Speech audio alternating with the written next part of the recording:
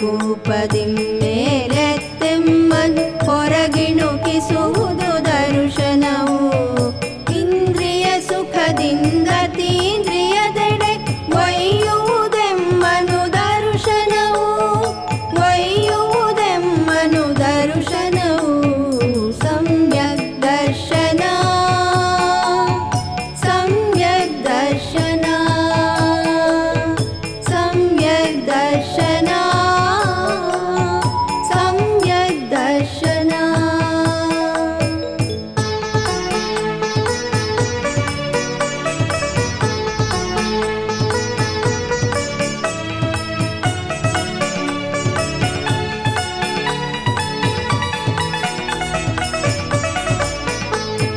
ಸಮ್ಯಕ್ ದರ್ಶನದ ಮಹಿಮೆಯನ್ನು ಸಾರುವ ಕಥೆಯನ್ನು ಪೇಳುವೆವು.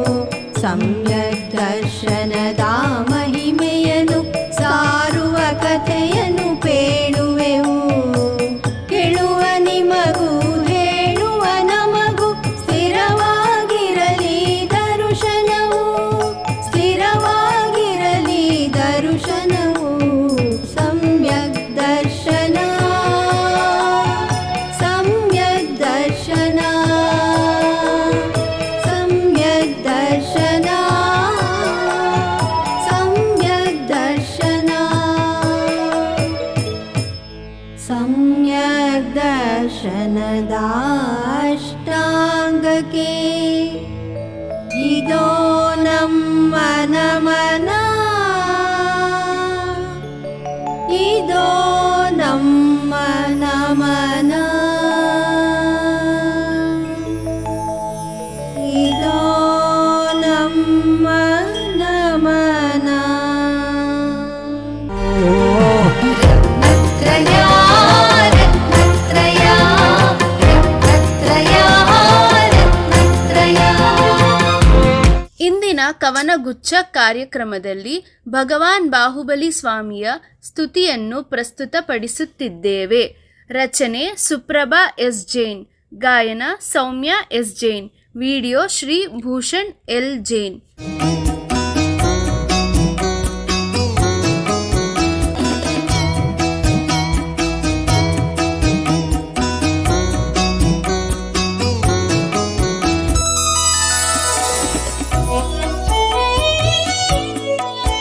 चिन्नपावन रूपनभेय सुतं नरनागमरानुत श्रीचरणम्.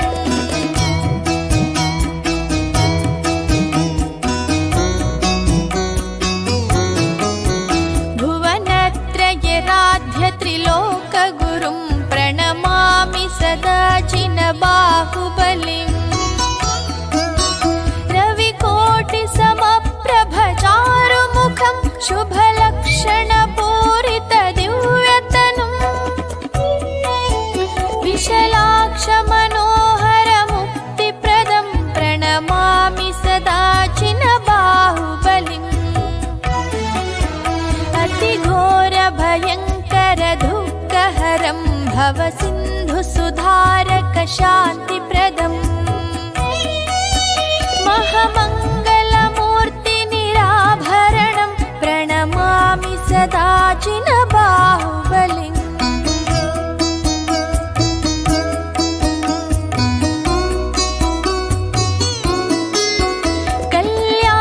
कल्याणगुणाकर शुभचरितं शरणागतरक्षकपुण्यनिधिम्. करुणाकरपालकपापहरं प्रणमामि सदा जिनबाहुबलिम्.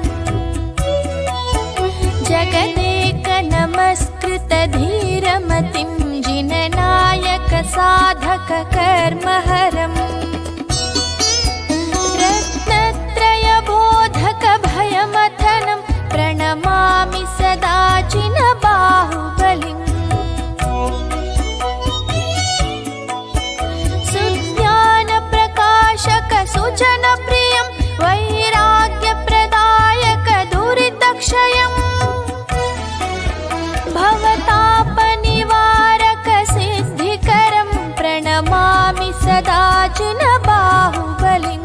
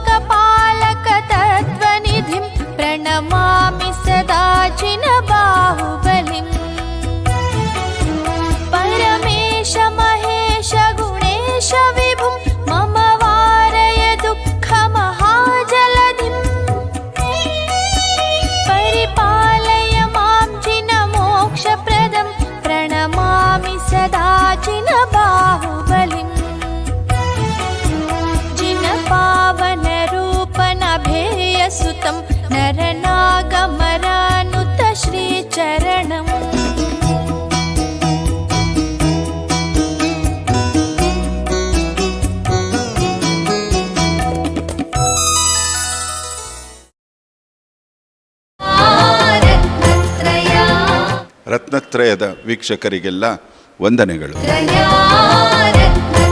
ಶ್ರುತ ಪಂಚಮಿ ಅನಿಮೇಷನ್ ಚಿತ್ರಣ ವಿಡಿಯೋ ಭೂಷಣ್ ಎಲ್ ಜೈನ್ ಪ್ರಸ್ತುತಿ ರತ್ನ ಕರಂಡಕ ಶ್ರಾವಕಾಚಾರ ಗಣ. ಎಲ್ಲಾ ಕಥೆಗಳನ್ನ ಚೆನ್ನಾಗಿ ತಿಳ್ಕೊಂಡಿದ್ದೀರಾ ಅಂತ ಭಾವಿಸ್ತೇನೆ ಮತ್ತು ನೆನಪಿನಲ್ಲಿಟ್ಕೊಳ್ತಾ ಇದ್ದೀರಾ. ಹಾಗೆಯೇ ಹೊಸ ಹೊಸ ವಿಷಯಗಳನ್ನ ಕೂಡ ತಿಳಿತಾ ಇದ್ದೀರಾ ಅಲ್ವಾ? ಅರೆ, ನಿಮ್ಗೆ ಗೊತ್ತಿದೆಯಾ ಮಕ್ಕಳೇ, ಬಹಳ ಕಾಲದ ಹಿಂದೆ ಗುರುಗಳು ಮುನಿಗಳು ಅವರ ಶಿಷ್ಯರಿಗೆ ಎಲ್ಲವನ್ನ ಉಪದೇಶ ಮೂಲಕ ತಿಳಿಸ್ಕೊಡ್ತಾ ಇದ್ರು.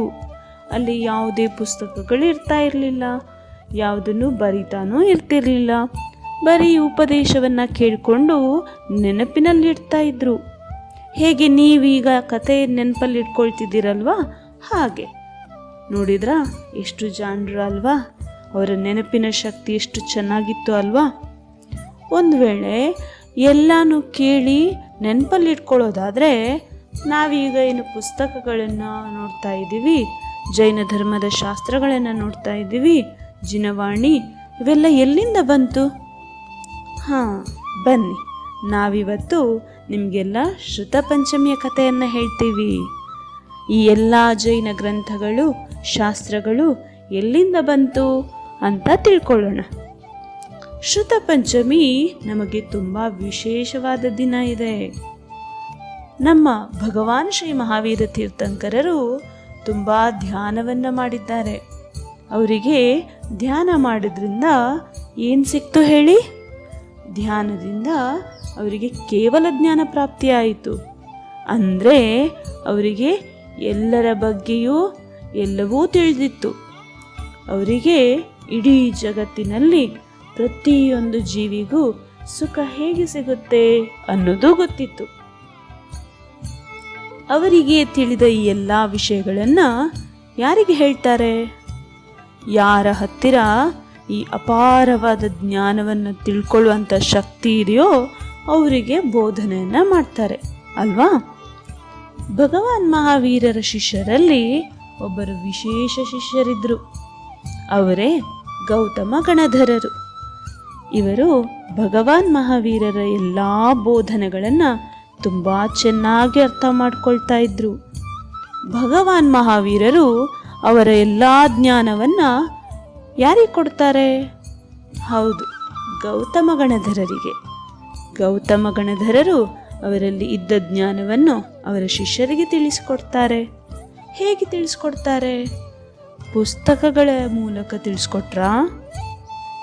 ಇಲ್ಲ, ಎಲ್ಲವನ್ನೂ ಉಪದೇಶ ಮೂಲಕ ತಿಳಿಸ್ಕೊಡ್ತಾರೆ.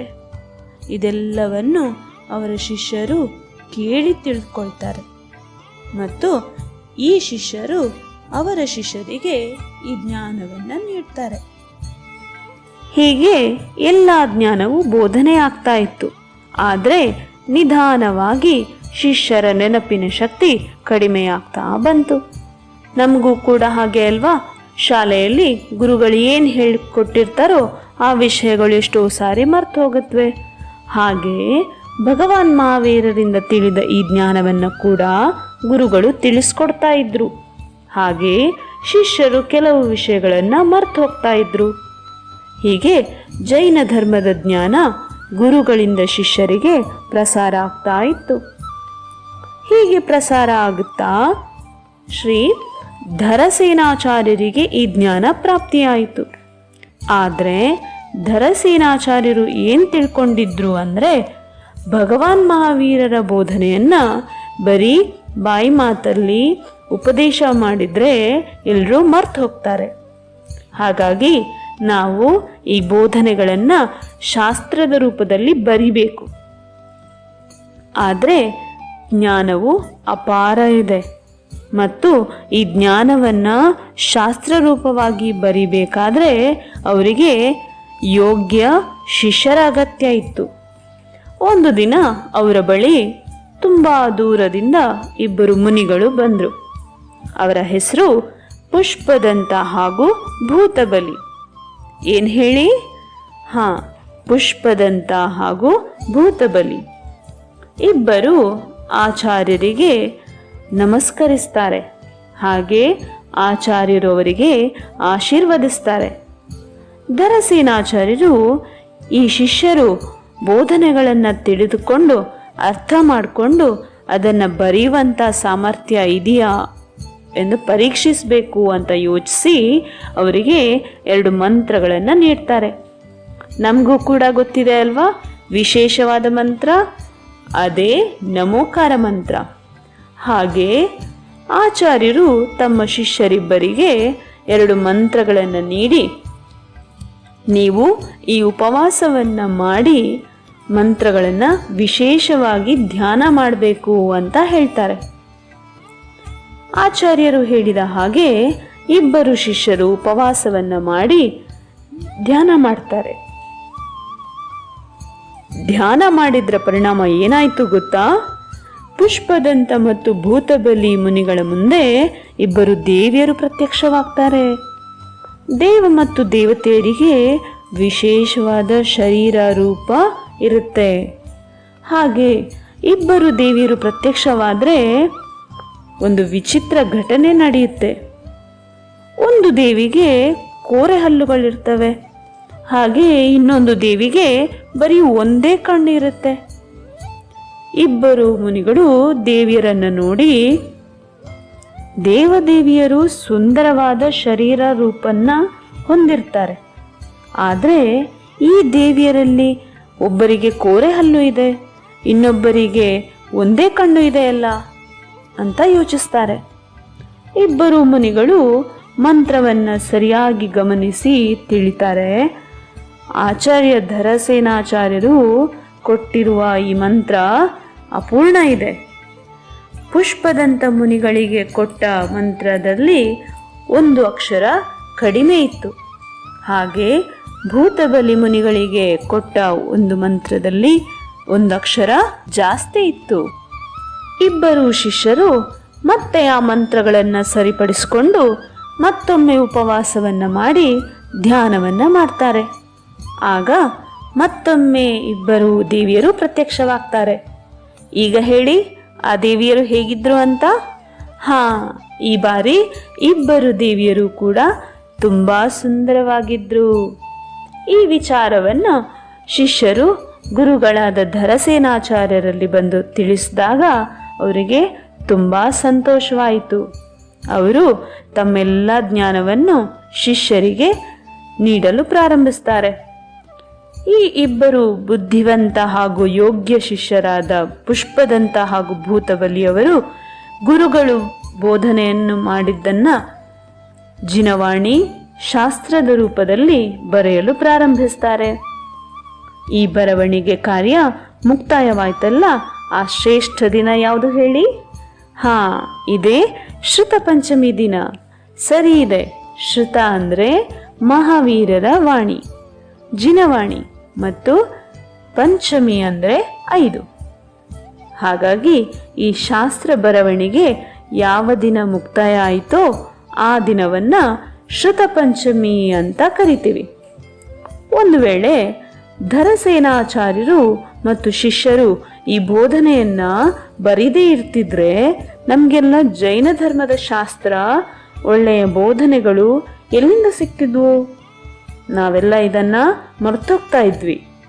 ಆದರೆ ಆ ರೀತಿ ಆಗಿಲ್ಲ.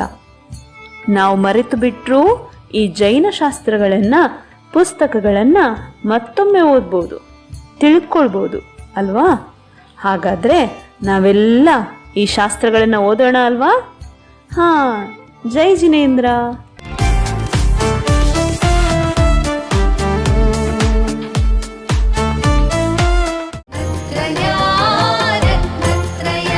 ಶುಲ್ಕ ಜಿನೇಂದ್ರ ವರ್ಣಿ ಅವರ ಜೈನೇಂದ್ರ ಸಿದ್ಧಾಂತ ಕೋಶವನ್ನು ಕನ್ನಡಕ್ಕೆ ವಿದುಷಿ ಕೌಸಲ್ಯ ಧರ್ಣೇಂದ್ರ ಮತ್ತು ಡಾಕ್ಟರ್ ಸರಸ್ವತಿ ವಿಜಯ್ ಕುಮಾರ್ ಅವರು ಅನುವಾದಿಸಿದ್ದಾರೆ.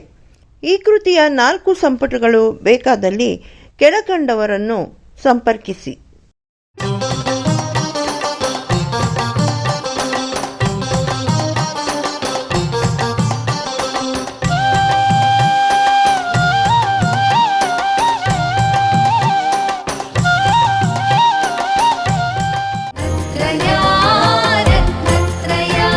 ದಿನ ಸಮ್ಮಿಲನ ಜೈನ ಕಿರುಚಿತ್ರ ಸ್ಪರ್ಧೆ ಕರ್ಮಫಲವಿದು ಕೊರಗದಿರು.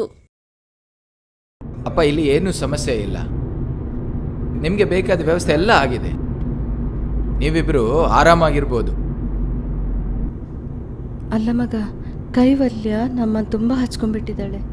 ನಮಗೂ ಅವಳನ್ನು ಬಿಟ್ಟಿರೋಕ್ಕೆ ಮನಸ್ಸು ಕೇಳ್ತಾ ಇಲ್ಲ. ನಾವು ಸ್ವಲ್ಪ ದಿನ ಮನೆಯಲ್ಲೇ ಇದ್ದರೆ ತುಂಬ ಚೆನ್ನಾಗಿರ್ತಿತ್ತು.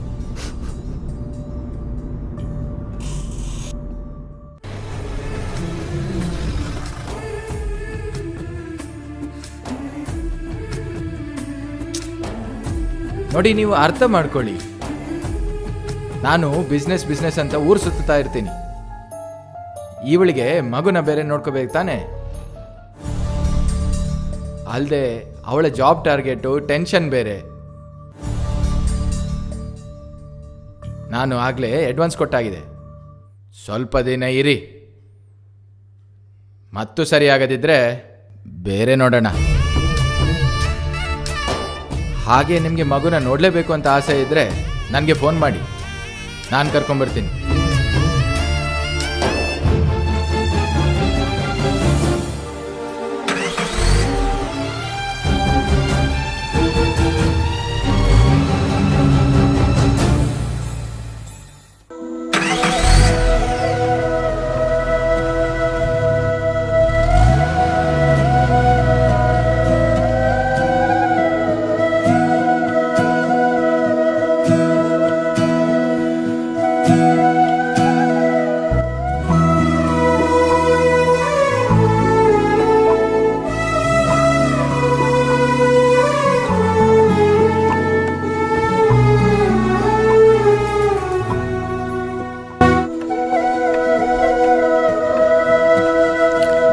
ನಾವು ಯಾರಿಗೂ ಏನೂ ಅನ್ಯಾಯ ಮಾಡಿಲ್ಲ. ಆದರೂ ಆ ದೇವರು ಯಾಕೆ ನಮಗೆ ಶಿಕ್ಷೆ ಕೊಟ್ಟ?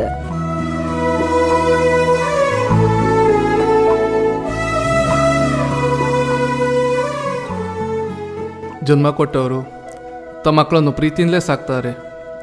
ಆದರೆ ಮಕ್ಕಳು ತಮ್ಮ ಹೆತ್ತವರನ್ನು ಚೆನ್ನಾಗಿ ನೋಡ್ಕೋಬೇಕಾದ್ರೆ ಸಂಸ್ಕಾರ ಬೇಕು.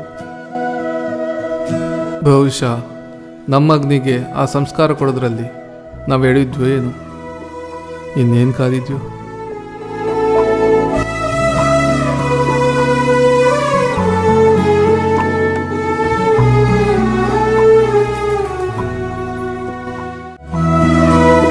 ನಮ್ಮ ಮಗನ ಸುಖಕ್ಕಾಗಿ ನಮ್ಮ ಸುಖ ಸಂತೋಷ ಎಲ್ಲ ತ್ಯಾಗ ಮಾಡಿದ್ವಿ.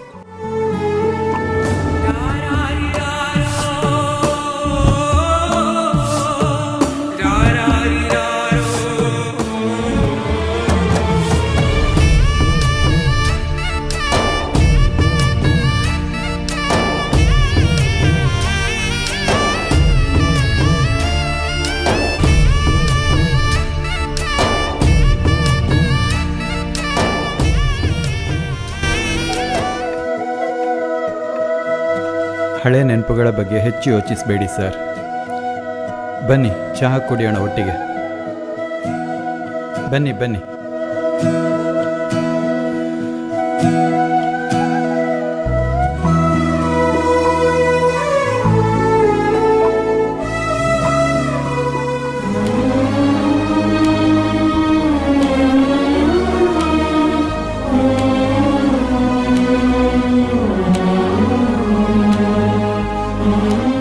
ನಾಳೆ ಬಸದಿಯಲ್ಲಿ ಸ್ವಾಮೀಜಿಯವರ ಪ್ರವಚನ ಇದೆ. ಆಸಕ್ತಿ ಇರುವವರು ಬರಬಹುದು.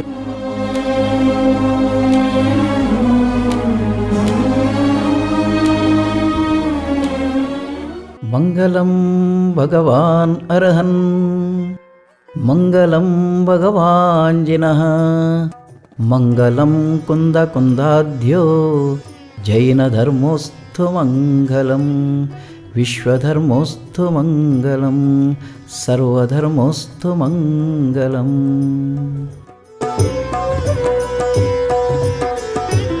ಸದ್ಧರ್ಮ ಧರ್ಮ ಬಂಧುಗಳೇ, ಜಿನಧರ್ಮ ಅನ್ನತಕ್ಕಂತಹ ಧರ್ಮ ಬಹಳ ಶ್ರೇಷ್ಠವಾಗಿರ್ತಕ್ಕಂತಹ ಧರ್ಮ.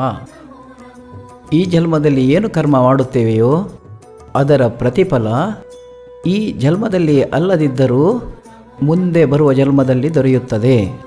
ಆದುದರಿಂದ ಯಾವ ಸ್ಥಿತಿ ಬಂದರೂ ನೀವು ಮರುಗದೆ ಶುಭ ಕರ್ಮಗಳನ್ನು ನಿರಂತರ ಮಾಡಬೇಕು. ಆ ಜಿನೇಶ್ವರನು ನಿಮ್ಮನ್ನು ಅನುಗ್ರಹಿಸ್ತಾನೆ.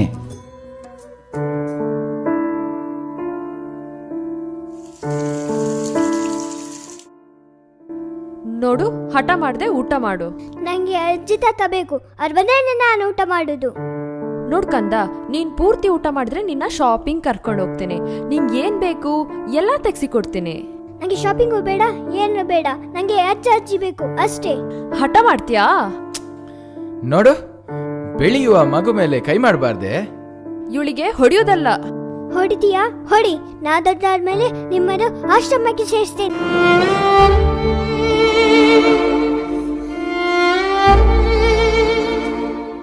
ಮಗು ತುಂಬಾ ಹಠ ಮಾಡ್ತಾ ಇದ್ದಾಳೆ. ಏನ್ ಮಾಡೋದು ಗೊತ್ತಾಗ್ತಾ ಇಲ್ಲ.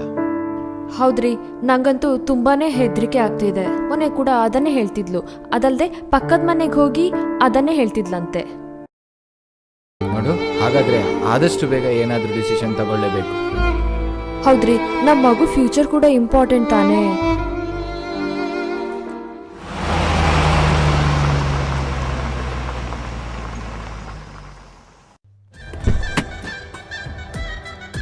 ಅಜ್ಜಿ,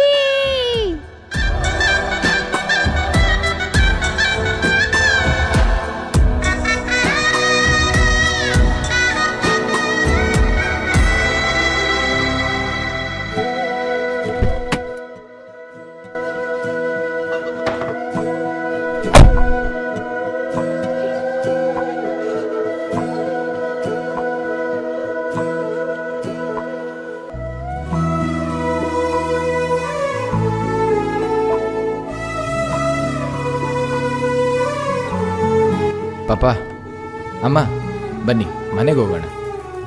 ಯಾಕಪ್ಪ? ಮೊನ್ನೆ ಅಷ್ಟೇ ಹಣ ಕೊಟ್ಟು ನಮ್ಮಲ್ಲಿ ಸೇರಿಸಿದೆ. ಅದು ಅಲ್ಲದೆ ಜಿನಮಂದಿರ ಇಲ್ಲೇ ಹತ್ರದಲ್ಲೇ ಇದೆ.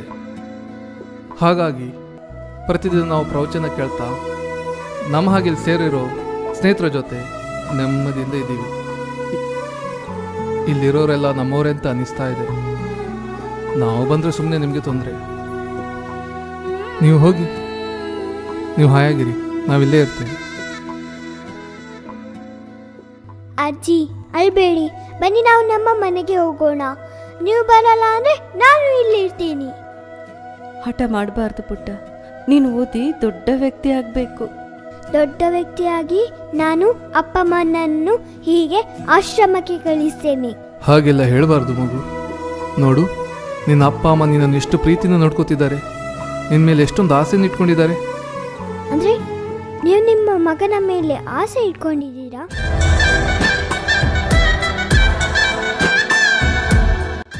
ನೀವು ಮನೆಗೆ ನಡೀರಿ, ಬನ್ರಿ, ಊಟಕ್ಕೆ ಹೊತ್ತಾಯ್ತು.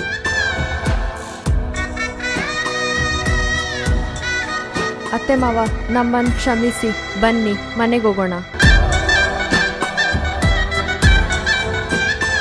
ಜೈನ ಧರ್ಮದ ಕರ್ಮ ಸಿದ್ಧಾಂತದ ಪ್ರಕಾರ ಕರ್ಮದಲ್ಲಿ 3 ಬಗೆ: ಸಂಚಿತ, ಪ್ರಾರಬ್ಧ ಮತ್ತು ಆಗಾಮಿ.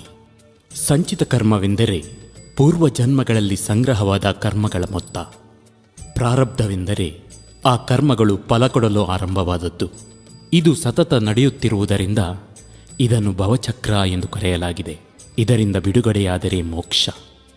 ನಾವು ಮಾಡುವ ಕರ್ಮ ಫಲವು ಪ್ರತಿ ಜೀವವನ್ನು ಬಿಡದೆ ಭವಚಕ್ರದಲ್ಲಿ ಹಿಂಬಾಲಿಸುತ್ತದೆ. ಈ ಜನ್ಮದಲ್ಲಿ ಅನುಭವಿಸುತ್ತಿರುವುದು ಹಿಂದಿನ ಕರ್ಮಫಲ. ಮುಂದಿನ ಜೀವದಲ್ಲಿ ಪಡೆಯಲಿರುವುದು ಇಂದು ನೀ ಮಾಡುವ ಕರ್ಮದ ಫಲ. ಸತ್ಕರ್ಮಗಳನ್ನು ಮಾಡಿದರೆ ಒಳಿತಿಹುದು. ಕರ್ಮದ ಫಲವಿದು ಭವದಲ್ಲಿ ಸಿಗುವುದು. ಧೈರ್ಯದಿಯ ಎದುರಿಸು ಕೊರಗದಿರು. ಸತ್ಕರ್ಮವನಿ ಮಾಡುತ್ತ ಬದುಕಿರು. ಭವಚಕ್ರದಲ್ಲಿ ಒಳಿತಿಹುದು. ಕರ್ಮದ ಫಲವಿದು ಭವದಲ್ಲಿ ಸಿಗುವುದು. ಧೈರ್ಯದಿಯ ಎದುರಿಸು ಕೊರಗದಿರು.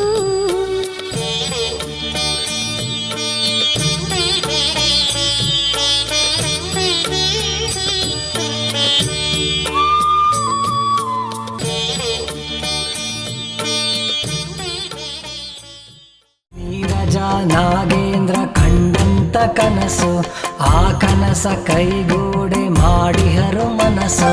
ಜಿನ ಧರ್ಮ ಧಾರ್ಮಿಕತೆ ಇದೆ ಮೊದಲ